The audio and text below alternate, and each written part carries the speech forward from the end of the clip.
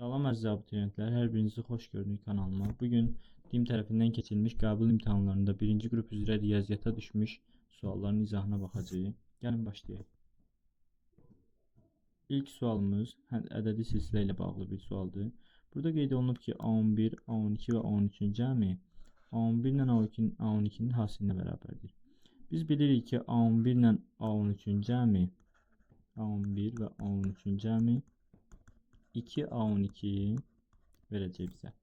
Sol tərəfdə sadələşməni aparsaq, 2A12 üstə yansın A12 bərabərdir A11 vurulsun A12 olacaq. Burada A12-ləri ixtisar eləsək, qalacaq 3 bərabərdir A11. Biz artıq qeyd elədik ki, A11-imiz neçə imiş?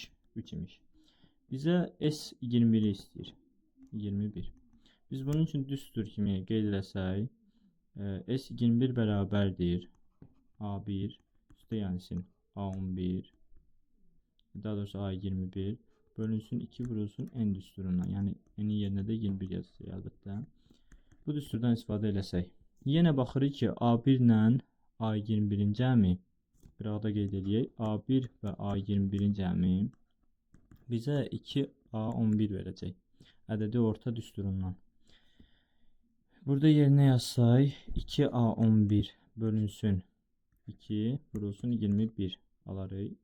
2-lər ixtisar gedəcək. A11-in yerinə də biz 3 yazsaq, 3 dəfə 21 eləyəcək 63. Cavab olur Y variantı. Daha sonra ikinci sualımıza baxsaq. İkinci sualımızda limit sualdır. Bu limit sualında biz həmişə baxırıq ki, x yaxınlaşır sonsuzluğa olduqda baş hədlərin əmsalına baxacağıq. Baş hədd dediyimdə dərəcəsi ən böyük olanı götürürük. Yuxarıda dərəcəsi ən böyük olan -4x-dir. Aşağıda isə nədir? 2x-dir. Digərlərinə heç baxmırıq. Nəyə görə? Yəni onu da qeyd edək. Çünki biz belə limitləri hesablayarkən x yaxınlaşır sonsuzluq olduqda hər tərəfi ən böyük dərəcəyə bölməliyik. Belə edək. Kök altında x bölünsün x, çıxılsın 4x bölünsün x, aşağıda isə 2x bölünsün x və 1 bölünsün x. Daha sonra isə ixtisarlarımızı apardıqda qalacaq. Yuxarıda kök 1 bölünsün kök altında x, çıxılsın 4 bölünsün 2 üstə yansın 1 bölünsün x. X-lərin yerinə sonsuzluğu yazdıqda məxrəc sonsuz böyüyür, ona görə burada 0 gedir, burada 0 gedir. Qalır yuxarıda -4, aşağıda qalır 2. -4 bölünsün 2 də bizə verir -2. Cavab olur C variantı. Üçüncü suala nəzər yetirsək. Üçüncü sual sinuslar teoremi ilə bağlı bir sualdır. Bir üçbucaq çəkirik. B, A, C. Belə qeyd edək. Biz bura qeyd olunub ki, A-nın B-yə nisbəti 1-in 2-yə nisbətdir. Yəni alfa və 2 alfa yaza bilərik. Bir də ki, BC-nin AC-yə nisbəti isə 5-in 6-ya nisbətidir. BC olur 5K. Hətta heç K yazmağa ehtiyac yoxdur. Mənim fikrimcə. Çünki bizdən kosinus alfanı istəyir. Burada 6 yazdım məsələn. Daha sonra biz görürük ki, sinuslar teoremindən istifadə edə bilərik. Sinuslar teoreminə əsasən biz yaza bilərik. 5 bölünsün sinus alfa bərabərdir 6 bölünsün sinus 2 alfa. Buradan biz sinus 2 alfanın düsturun yerinə yazsaq, yazacağıq. 5 bölünsün sinus alfa bərabərdir 6 bölünsün 2 sinus alfa kosinus alfa. Daha sonra çarpaz vurmanı yerinə yetirsək, olacaq 5 vurulsun 2 vurulsun sinus alfa kosinus alfa bərabərdir 6 vurulsun sinus alfa. Daha sonra isə ixtisarlarımızı aparsaq, sinus alfa gedəcək. Ondan sonra başqa etəcək kosinus alfa 10 kosinus alfa bərabərdir 6 və kosinus alfa bərabərdir 10'da 6. Cavabımız olacaq B variantı. Digər suala keçək. 4-cü sualımıza. Deməli, 4-cü sualımız bir yanları təmizləyim. Deməli, 4-cü sualımız nədən ibarət? Funksiya verilib. Funksiyanın qrafikində absisin yerinə, yəni arqumentimizin yerinə 4 çıxılsın 3x kvadratı yazılıb.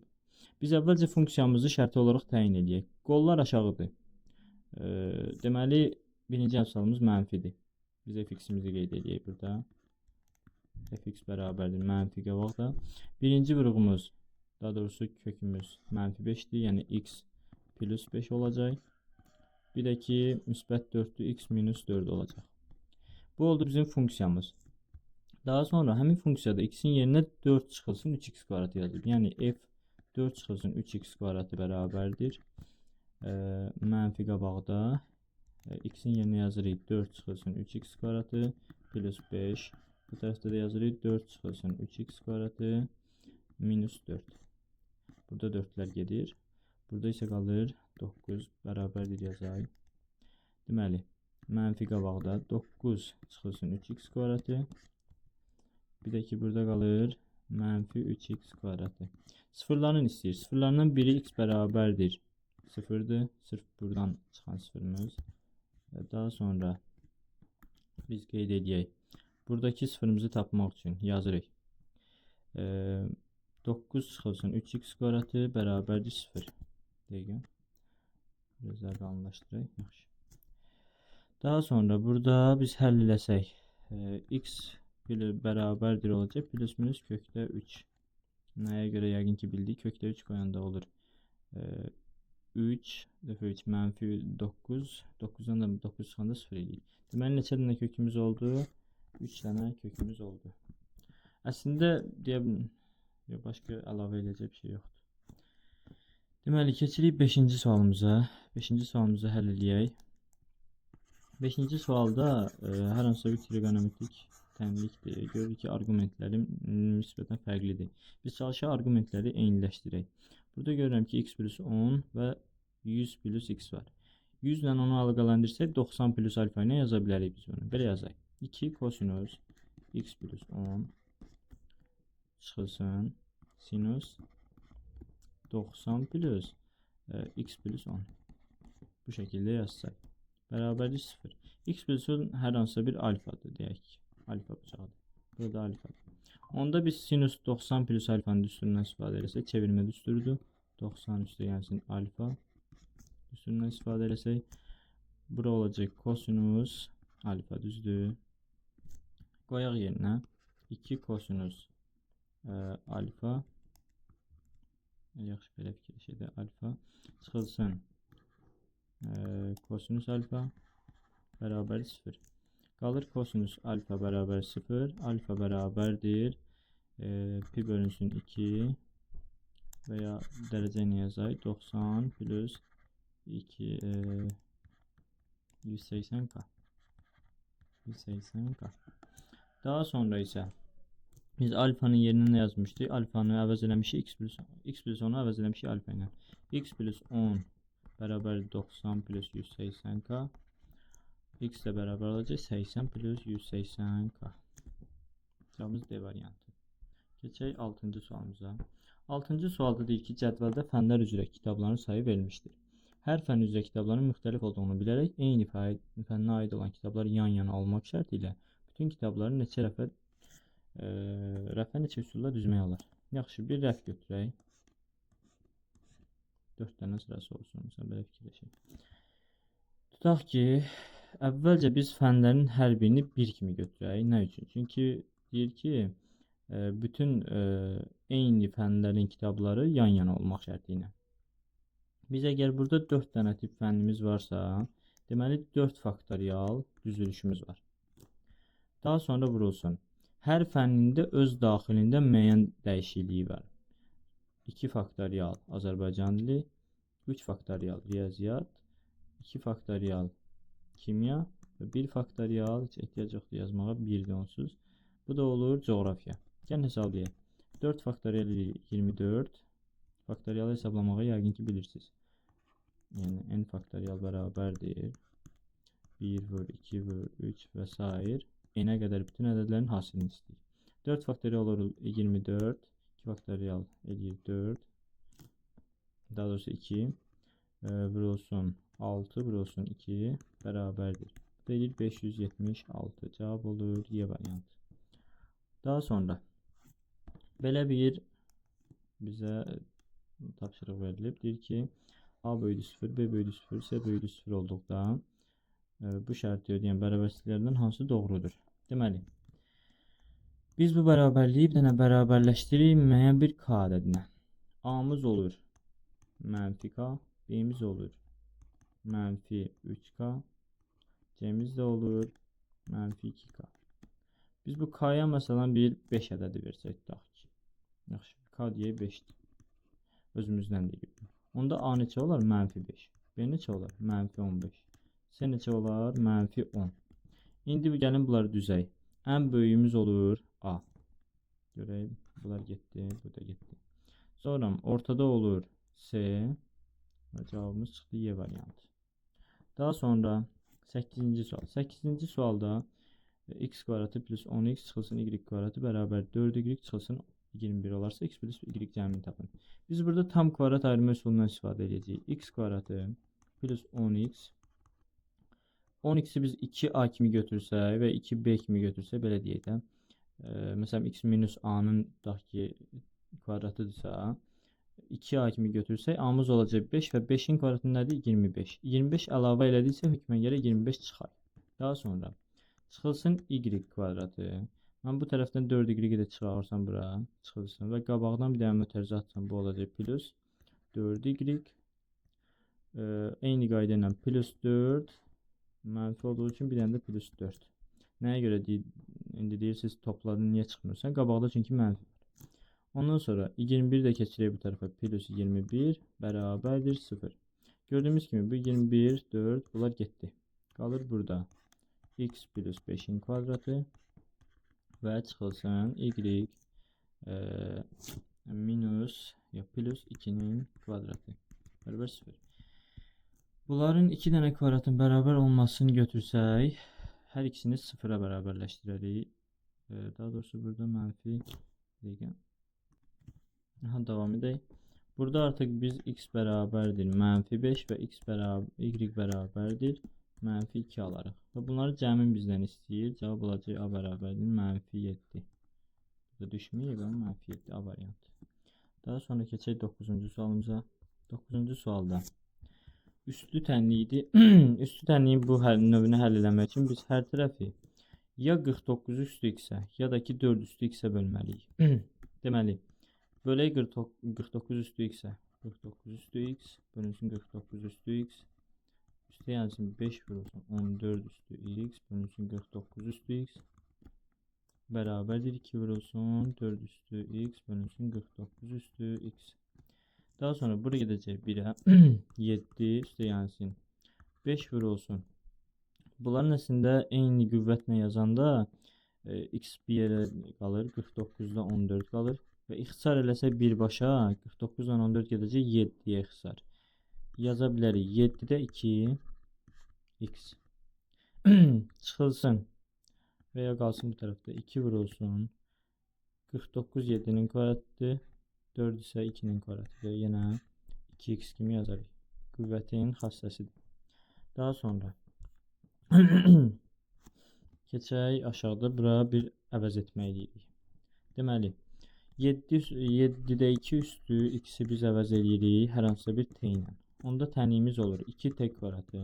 Bunları keçirsək bu tərəfə çıxılsın 5t çıxılsın 7 bərabərdir 0. Şimdi gəlin bunu vuruqlara ayıraq. Belə bir şey yazırıq. 2t kvadratı plus 2t çıxılsın 7t çıxılsın 7 bərabər 0. Vuruqlara ayırsaq 2t vurulsun t plus 1 çıxılsın 7 vurulsun t plus 1 bərabərdir 0. T plus 1 vurulsun 2t minus 7 bərabərdir 0. T'nin biri olur. T bərabərdir mənfi 1. Bir də t bərabərdir mənfi 3, mənfi yox, müsbət 3 onda 5, mənfi 3 onda 5. T bərabər mənfi 1 olmaz. Nəyə görə? Çünki biz t'nin nə ilə əvəz eləmişik? Daha doğrusu nəyi t ilə əvəz eləmişik? 7'də 2 kəsrini. Kəsrin üstü hər hansısa bir qüvvət, ümumiyyətlə istənilən bir ədəd üstü hər hansısa bir qüvvət mənfi ədəd verə bilməz. Kənar kökdür. Yazırıq 7'də 2 üstü x bərabərdir 3 onda 5. 3 onda 5'i biz 2'də 7 kimi yaza bilərik. Əgər yerlər dəyişibsə, kəsrdə sürət və məxrəcin yeri, deməli üstdəki bu x, yazmışam üzr istəyin, x, deməli nədir? Mənfi ədədir və mənfi 1 eləyir. Cavabımız olur mənfi 1. Daha sonra perimetrlərin nisbəti, biz bilirik ki, P1 bölünsün P2. Əgər 2-də 1-dirsə, daha doğrusu 2 bölü 1-dirsə, deməli, onların sahələrinin nisbəti də həmin k-ların kvadratları nisbətinə bərabər olacaq. Y variantı. Birbaşa qaydamız var. Daha sonra katetləri 8/2 olan, daha doğrusu 8/2 olan bərabər yanlı düzbucaqlı üçbucağın müstəvisi üzərində olmayan S nöqtəsindən üçbucağın təpələrinə qədər məsafə 10 sm olarsa, S nöqtəsindən AB hipotenuzuna qədər məsafəni tap. Gəlin belə eləyək. Bütün məsafələr eyni olduğu nəzərə alaq. 10 yazır bura. SB 10-dur tutaq ki. Daha sonra biz bu oturacaq müstəvisindəki düzbucaqlı üçbucağın hipotenuzunu tapaq. Əgər katetlər 8/2-dirsə və bərabər yanlıdırsa, biz belə yaza bilərik. S bərabərdir A kökdə 2. Yəni ki, 8/2 vurulsun kökdə 2. Bu da eləcək 16. Yaxşı, 16. Daha sonra S-dən O-ya qədər məsafə O perpendikulardır və bərabər yanlı üçbucaqdır. Bərabər yanlı üçbucaqdırsa, deməli, həmçinin bu hipotenuzu yarıya bölür. Yəni yarısıdır. Ümumi 16-dırsa, deməli, bir tərəfi qalacaq 8. Və gördüyümüz kimi bu düzbucaqlı üçbucaqda 18 varsa, deməli, nəyi götürürük? Avtomatik olaraq 6 digər katet kimi götürürük. Daha sonra 12-ci sualda qeyd olunub ki, B A-nın altçoxluğudur. Gəlin təsvir edək. İçəridəki B-dir, çöldəki isə A-dır. B A-nın altçoxluğudur və B özü ibarətdir 2 və 5-dən. A-dan B-ni çıxmaq o deməkdir ki, B-ni götürmürük, ancaq A-nın elementləri 1, 3, 4. 3, 4, belə yazdım. Bizdən A çoxluğunu istəyir. Deməli, 1, 2, 3, 4, 5 Y variantı. Sonra fx funksiyasının grafikini absisi x0 bərabərdir 5 olan nöqtədə çəkilmiş toxunanın tənliyi y bərabərdir 7x minus 3-dür. F5 isə gəlsin f'5. Bunu istəyir bizdən. Deməli, toxunanın tənliyi üçün biz deyirik ki, k bərabərdir f'(x0). x0'mız 5 olduğu üçün biz avtomatik bilirik ki, f'5 bərabərdir k. K-mız neçədir? K bərabərdir bizdə 7-dir. Toxunanın tənliyində bucaq əmsalına baxırıq. Deməli, f'5 bərabər nəymiş? 7-ymiş. Bunu tapdıq. Digər tərəfdən, biz funksiyanın grafikinə hər hansı bir toxunan çəkiriksə, nöqtədə toxunan çəkiriksə, tutaq ki, həmin nöqtədəki qiymət, yəni fx0 bizdə bərabər olur. Həmin toxunanın tənliyi var ha, sonradan aldığımız. Toxunanın tənliyinin qiymətinə bərabər olur. Yəni biz y(x0) yaza bilərik bura. Y funksiyasında x0 yerinə qoysa, yəni 5-i yerinə qoysa alınacaq. 7 vurulsun 5, çıxılsın 3. Bərabər eləyəcək 32. 32 ilə bizdə 7-nin cəmini istəyir. Cavab olur 39. Daha sonra deyir ki, ədəd elə 3 natural ədədin cəmindən ibarətdir ki, onlardan birincisi 57, ikincisi 24 və üçüncüsü 19-a tam bölünür və alınan qismətlər bərabərdir. Ədədin axırıncı rəqəmini tapın. Burada yoxlama üsulu ilə də gedə bilərik və ya burada digər bir sual düşür burada. Müqayisə sualı. Buna oxşar da həll edə bilərik. 7-yə uyğun da həll edə bilərik. Mən daha çox yoxlama üsulu ilə əslində həll edirəm bunları. Belə deyək. Hər hansı bir ədəd 57-yə bölünür, 24-ə bölünür. 3 dənə ədəddir, fərqli-fərqli. Onda elə həmin ədədləri götürək. 57, 24 və 19. Həqiqətən də bunları bölsək 57, 24 və 19-a hamısında 1 alınacaq. Digər tərəfdən deyir ki, bunların cəminin axırıncı rəqəmi. Deyək ki, fərqli ədədlərdir. Tutaq ki, 114-dür, 48-dir və 38-dir. Deməli, bu ədədlərin cəmi hansı rəqəmdən qurtaracaq? 8, 8, 6, o da 4, 0-dan qurtaracaq. Bəs bu ədədlərdə yoxlayaq. 4, 9, axırı 3-dən qurtarır, 3-ün də üstünə 7, yenə 0-dan qurtarır. Yəni, bir şey dəyişmir burada. Və götürürük belə bir cavabı. B bərabərdir 0 götürürük elə. Digər üsulla da həlləmək olar, çətin deyil. Daha sonra baxırıq bir modul ifadəsinə. Modul ifadədə biz baxırıq ki, modulun içərisini müsbət edir, yoxsa mənfi edir. Kökdə 5-i biz təqribi götürürük ki, 2/52 səhv eləmirəmsə. 22. 2/22 belə bir şey götürürük. Yəni 2/2-dən böyük, 2/3-dən kiçik olmalıdır. Kiçikdirsə və çıxma olubsa, deməli bura mənfidir, bura müsbətdir. Belə bir şey yazırıq. Onda onların yeri dəyişəcək moduldan çıxanda. 2,3 çıxılsın kökdə 5. Üstə yazsın kökdə 5 plus, daha doğrusu minus 2,2. Kökdə 5'lər gedir, qalır 0,1. Cavabımız olur D variantı.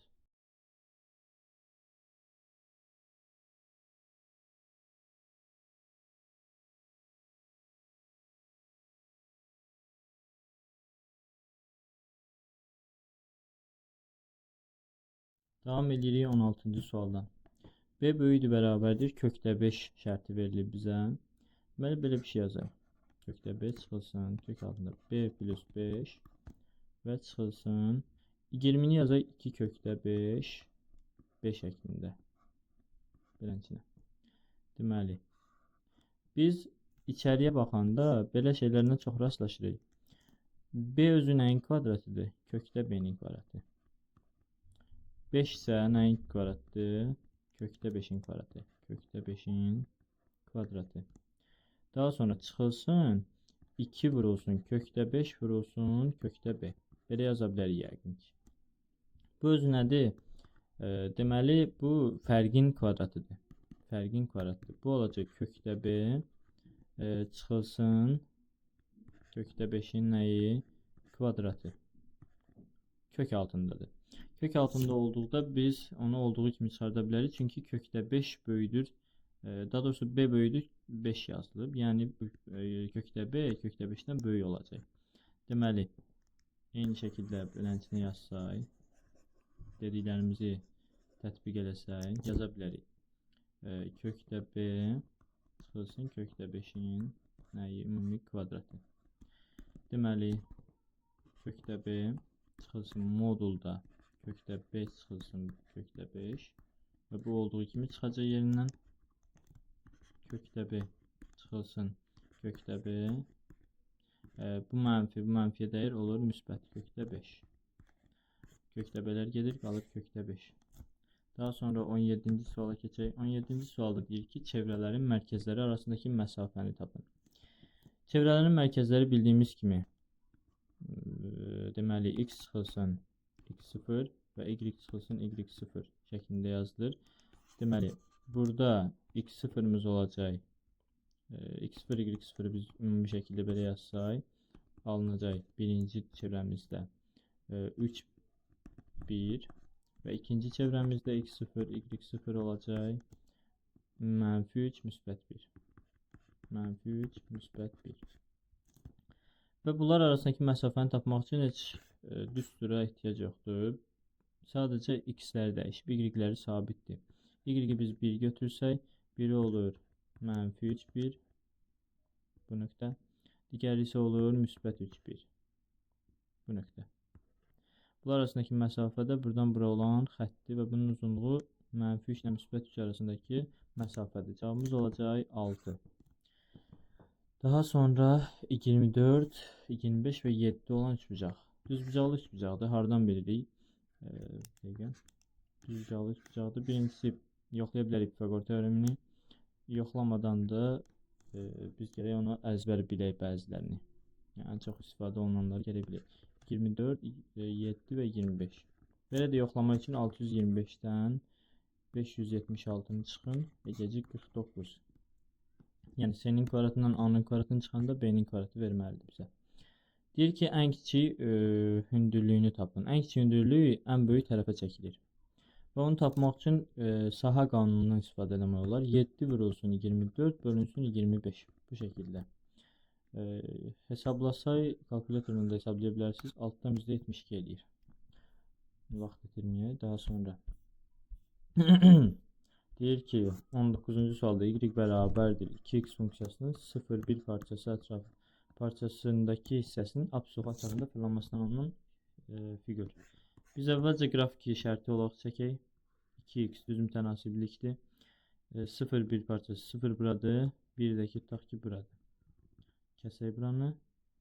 Və fırlanmasından alınan fiqur nə olacaq? Əlbəttə ki, konus olacaq. Çünki alınan fiqurumuz əvvəlcə müstəvi fiquru olaraq nədir? Düzbucaqlı üçbucaqdır. Və düzbucaqlı üçbucağın öz ətrafında fırlanmasından alınan katetlərindən birinin ətrafında fırlanmasından alınan fiqur nədir? Konusdur. Daha sonra burada biz ən böyük və ən kiçik qiymətlərin tapılması qaydasından istifadə edəcəyik. Biz bilirik ki, A sinus x plus B kosinus x formasında verilən y bərabərdir. Formasında verilən funksiyanın ən böyük qiyməti kök altında a kvadrat plus b kvadratdır. Ən kiçik qiyməti isə mənfi a kvadrat plus b kvadratdır. Bu şərtdən istifadə eləsək, belə bir şey yazarıq. Deməli, bizim erimiz olacaq, buna bir er desək, erimiz olacaq neçə? Kök altında 3-ün kvadratı üstə gəlsin 2-nin kvadratı. Bu da eləyəcək kökdə 13. Yəni ki, qiymətimiz mənfi kökdə 13 ilə müsbət kökdə 13 arasında yerləşəcək. Natural ədədlərin cəmini istəyir. Burada alına biləcək natural ədəd. Sıfırdan böyükləri götürək. Məsələn, 1 ala bilər, 2 ala bilər, 3 ala bilər, amma 4 ala bilməz. Çünki 4 kökdə 13-dən böyükdür. Və bunların cəmi də eləyir bizdə 6 A variantı. Deyir, təzə meyvə qurudulduqda kütləsinin 80%-ni itirir. 32 kiloqram quru meyvə almaq üçün nə qədər təzə meyvə götürmək lazımdır. 80% gedirsə nə qədər qalır? 20%. 20% 32 olarsa 100% x-dir. Çarpaz vurma ilə x bərabəri 100 olacaq. 160 olacaq. Daha sonra cavabımız C oldu burada. Baxırıq digər suala. Deməli, qrafiki təsvir olunmuş y bərabərdir fx funksiyasının, xətti funksiyasının, fx ibtidai funksiyasının ümumi şəklini göstərir. Gəlin bu funksiyanın hansı funksiya olduğunu tapaq. Əvvəlcə biz görürük ki, nədir? Bizim k-mız mənfidir. Digər tərəfdən, katetləri bərabər olan düzbucaqlı üçbucaq alınıbsa, burada bucaqlarımız neçədir? Balaca bucağımız 45 dərəcədirsə, bura neçə olacaq? 135. 135 dərəcənin tangesi eləyir mənfi 1. Deməli, bizim y-imiz nə formada olacaq? Mənfi x və plus 1 olacaq. Nə üçün? Çünki 1-də 0 alır və 0-da 1 alır. Həqiqətən də yoxlasaq tapa bilərik. İntegral yazsaq, müxtəlif funksiyanı tapmaq üçün integraldan istifadə edirik. Mənfi x plus 1. Belə bir şey yazaq, dx. Mənfi x-in integralı eləyəcək mənfi x kvadratı bölünsün 2. 1-in də integralı eləyəcək x üstə yansın s. Bu olacaq cavabımız B variantı. Daha sonra 23-cü suala baxayıq. Deyir ki, bərabərsizliyin tam hallar çoxluğunda təsadüfi seçilmiş bir ədədin mənfi ədəd olmaması ehtimalını tapın. Kiçikdir bərabər 0-da biz sadəcə bu şərti verəcəyik. Surətimiz kiçik olsun 0-dan. Məxrəcimiz 0-a bərabər ola bilməz. Əvvəlcədən götürək. X fərqlidir. Mənfi 5. Mənfi 5. Biz bunu dəqiq yadımızda saxlayaq. Daha sonra necə eləyərik? X kvadratı plus 2x minus 15 kiçikdir 0. Bərabərdir 0 deyək.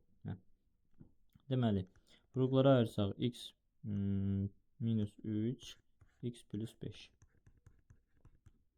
Kiçikdir bərabər 0. Kiçik bərabər olduqda, qollar da yuxarı olduqda orta hissəni götürürük. Mənfi 5, müsbət 3. Lakin biz mənfi 5-i götürə bilmədiyimiz üçün 3-ü götürürük, mənfi 5-i götürmürük. Bu hissədə bizə lazımdır hansı ədədlərin sayını tapaq. Mənfi 4, mənfi 3, mənfi 2, mənfi 1, 0, 1, 2, 3. Deməli, mənfi ədəd olmaması. Mənfi ədəd olmayanlar 0-dan sağa olanlardır. 0-da 1-də 2-də 3-dür. 4 dənə bu tərəfdə var. Cəmi isə 8 dənədir. 8-də 4 bərabər 2-də 1 ehtimalı da tapdıq. Daha sonra xarici bucağı 36 olan çoxbucaqlının neçə diaqonalı var?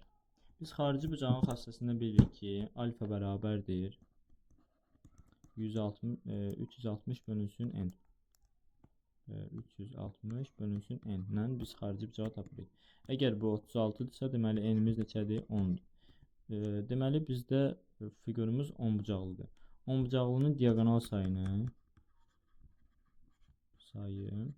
biz yazırıq. N vurulsun n minus 3 bölünsün 2. Bunu da yazaq yerinə 10 vurulsun 7 bölünsün 2. Bu da edəcək 35. Daha sonra 25-ci suala keçək. 25-ci sual loqaritmlə bağlı bir sualdır. X bərabərdir loqaritm 4 əsasdan 28. Y isə bərabərdir loqaritm 3 əsasdan 38. Əvvəlcə bunların yerləşdiyi aralıqları biz tapaq. 4 əsasdan 16 ilə 4 əsasdan 64 arasında yerləşdiyi üçün buna 3 ilə 2 arasında yerləşir.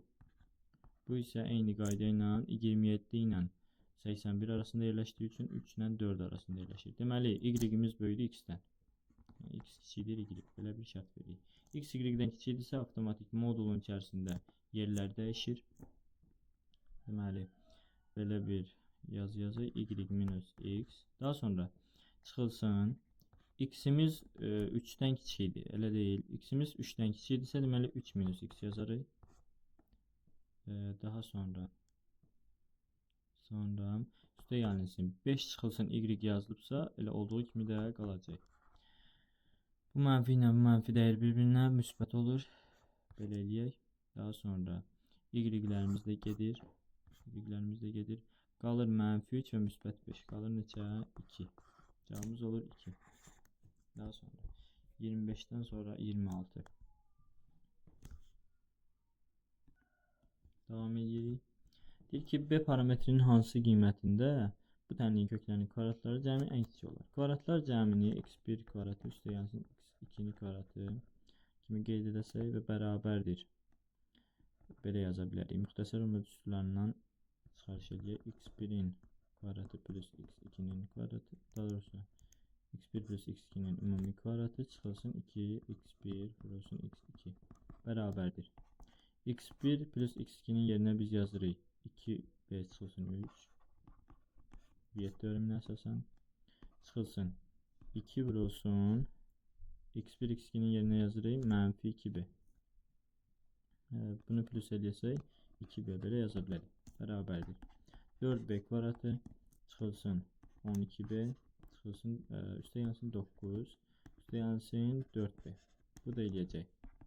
4b kvadratı çıxılsın 8b plus 9. Deyir ki, köklərinin kvadratları cəmi ən kiçik olmalıdır. Ən kiçik olması üçün biz funksiyanın ən kiçik qiymətini tapmalıyıq. Bunun üçün də təpə nöqtəsinin koordinatlarını biz gərək tapaq. Təpə nöqtəsinin koordinatı üçün B0 yazım elə. Mənfi 8'in yerinə mənfi 8 bölünsün 2 vurulsun 4. Belə yazırıq. İxtisar gedir, qalır 1. Yəni B-nin 1 qiymətində ən kiçik qiymətini alacaq. Daha sonra bu testdə bəzi görünməyən yerlər var. Burada yəqin ki beta olacaq. Baxarıq yenə də məsələ. Əvvəlcə başlayaq elə birincidən. Deməli, çox vaxtı belə tapıram mən. Belə fikirləşək. Buradan bir dənə düz bucaq indirsək. Bura. Bura düz bucaqdır. 90. Daha sonra düz bucaq burada paralel xətlər olduğu üçün burada düz bucaq olmalıdır. 30 gedibsə nə qalır? 60 qalır. 60, 40, daha doğrusu 80, 140, o da 90, 230. Alfamızın eynisi elə burada da olduğu üçün olur 230. Üstə gəlsin. Alfa bərabərdir 360. 4 bucaqlının daxili bucaqlarını qaydasından. Alfamız olur neçə? 130. Alfanın 130 olduğu variant C variantıdır. Beta'nın özdə əgər 30 burada varsa heç. Və belə bir B bərabərdir. B variantında yazılıb ki, betamız əslində 30 olduğu burada qarşılıqlı bucaqdan çıxır. Əgər orada beta varsa. Yenə deyirəm, sual tam düşməyib. Yəni 30 yazırıq bura. 30. Aha. Alfa plus betamız nə verəcək? 160. C, B. Daha sonra bura baxsaq, buradan xətti tamamlasaq, eyni bucaq burada 50'dir, 50 burada olduğu kimi və 50'nin qonşu bucağı neçədir? 130. Alfa betamız oldu 130. Betanın 130 olduğu variant yoxdur. Davam edək. 70 eyni şəkildə qarşılıqlı bucaq olduğu üçün burada 70 olur. Daha sonra bura 50 olduğu üçün burada 50 olacaq. Paralel düz xətlərdir. 50'dir.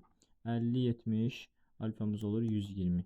Alfa bərabər 120 dərəcə. Alfanın 120 dərəcə olduğu Y variantında var.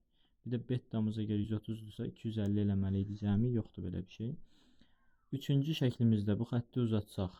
Burada 60'dırsa bura avtomatik çıxır 120. Betamızın 120 olduğu yoxdur.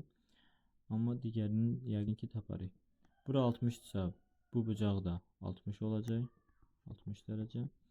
60 dərəcə 40 dərəcə. Alfa olacaq 100 dərəcə. Alfa bərabərdir 100. Və alfa plus betanın 220 olduğu D variantı da bura gedir. Daha sonra Elmir və Gülnarın da olduğu düşərgədə Elmir oğlanların sayının qızlarının sayına nisbətini hesablayanda özünü və Gülnarı saymağı unudur. 5-də 3. Deyir ki, oğlanların sayının qızlarının sayına nisbəti. Oğlanların sayını Elmir özünü də sayardı, dəqiq olardı. Amma özünü saymayıb, çıxırıb. Gülnarı da saymayıb qızlarının sayından. Bərabər neçə eləyir? 3-ün 5-ə. Digər tərəfdən. Gülnar isə oğlanların sayının qızların sayına nisbətini hesablayarkən özünü saymağı yaddan çıxardır. Yəni qızların sayı yenə bir dənə əski idi. Amma oğlanların sayında 2 dəfə sayır.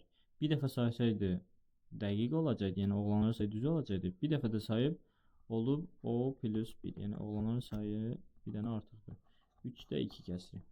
Bunu həll edirik sistem tənliyi kimi. Deməli yazırıq 5o çıxılsın 5 bərabərdir 3 çıxılsın 3. Buradan alınır.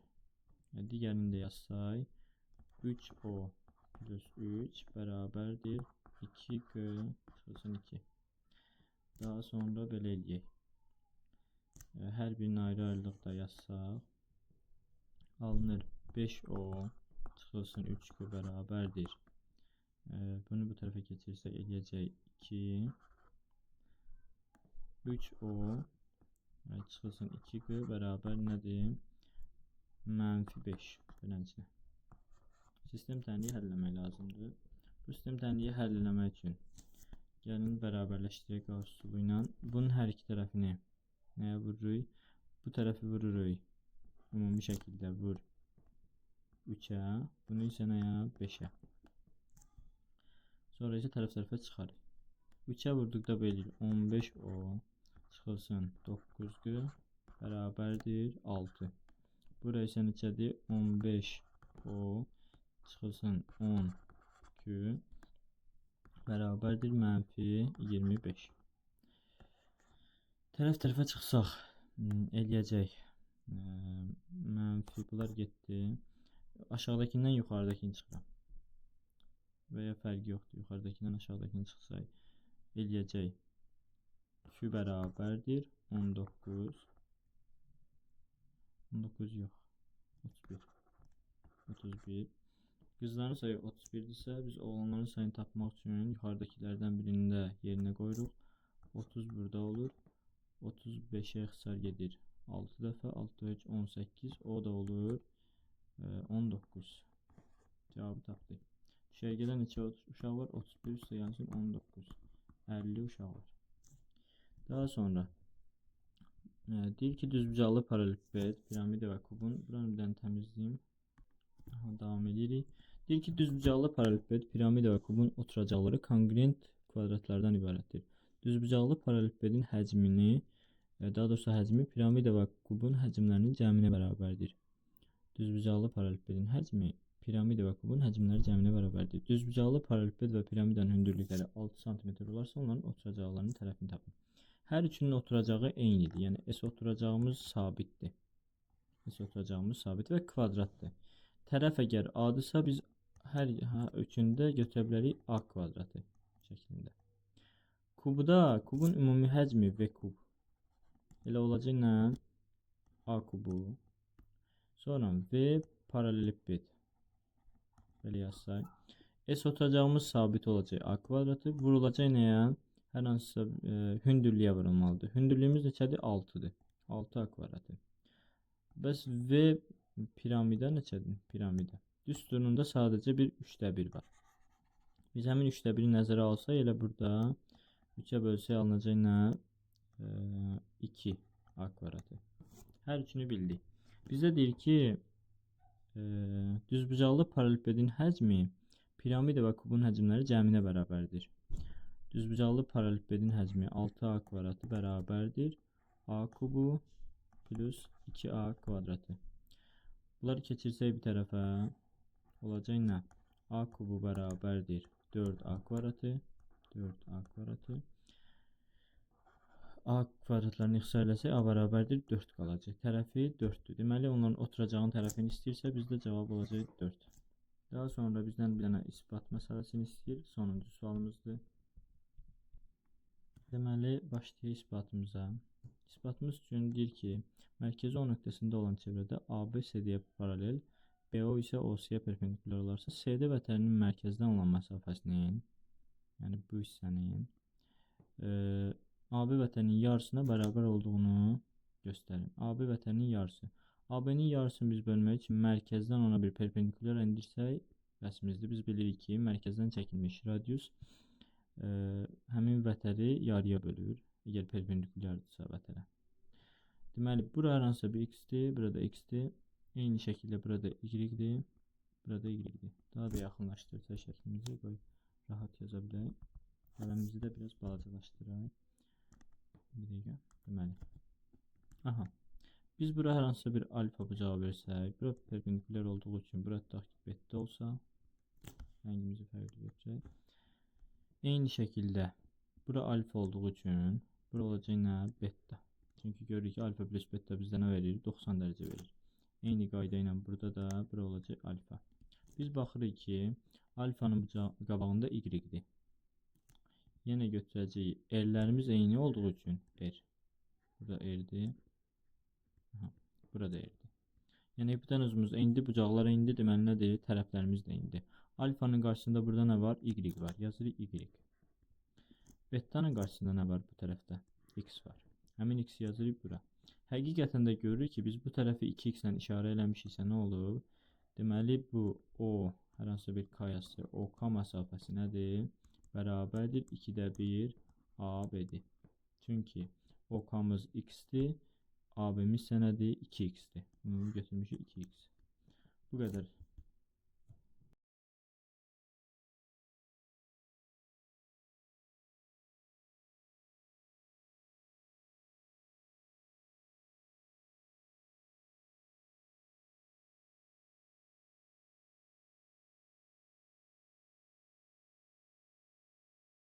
Bugünkü izahımız bu qədər əziz abituriyentlər. YouTube səhifəmizdən əlavə olaraq TikTok və Instagram səhifəmizdə də qısa videolar paylaşırıq. Kanala abunə olmayı unutmayın. Şərhlərdə istədiyiniz bölmədən, istədiyiniz suallardan izah istəyə bilərsiniz. Sağ olun, salamat qalın.